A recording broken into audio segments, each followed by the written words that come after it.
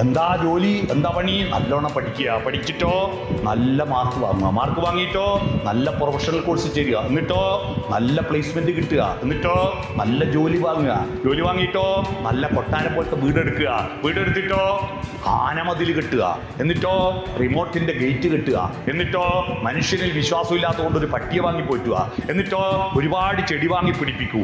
ആര് കാണാൻ? നാട്ടുകാർ കാണാൻ പെടൂല മതിൽ കെട്ടിയിട്ട്, വീട്ടുകാർ കാണുമോ വാതിൽ തുറക്കൂല.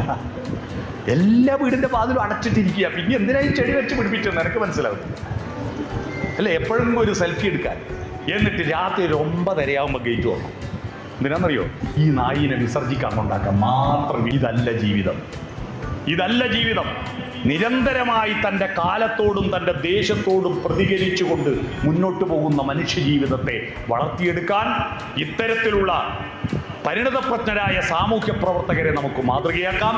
അതിനുവേണ്ടി നിങ്ങൾ മുന്നോട്ട് പോകണമെന്ന് മാത്രം അഭ്യർത്ഥിച്ചുകൊണ്ട് അദ്ദേഹത്തിൻ്റെ ജ്വലിക്കുന്ന ഓർമ്മകൾക്ക് മുന്നിൽ കണ്ണൂരിൽ നിന്ന് വന്ന ഒരു രാഷ്ട്രീയ പ്രവർത്തകൻ എന്ന നിലയിൽ തലകുനിച്ചുകൊണ്ട് അദ്ദേഹത്തെ അനുസ്മരിക്കാൻ ഒരു മനോഹരമായ സമ്മേളനം സംഘടിപ്പിച്ച ഈ അനുസ്മരണ സമിതിയിലെ പ്രവർത്തകരെ അഭിനന്ദിച്ചുകൊണ്ട്, ഇത് കേൾക്കാനായി ഇത്ര നേരം അടങ്ങിയിരുന്ന് ക്ലാസ്സിലെ കുട്ടികളെ പോലെ എൻ്റെ പ്രസംഗം കേട്ട ഇവിടുത്തെ പുരുഷാരത്തിന്, ഈ ഇവിടുത്തെ ജനക്കൂട്ടത്തിന്, പുരുഷാരം എന്ന് പറയുന്നത് സ്ത്രീ വിരുദ്ധമായ വാക്കാണ്, അതുകൊണ്ടാണ് ഇവിടുത്തെ ജനക്കൂട്ടത്തിന് നല്ലൊരു നമസ്കാരവും നന്ദിയും രേഖപ്പെടുത്തിക്കൊണ്ട് ഞാൻ എൻ്റെ ഭാഷണം ചുരുക്കുന്നു.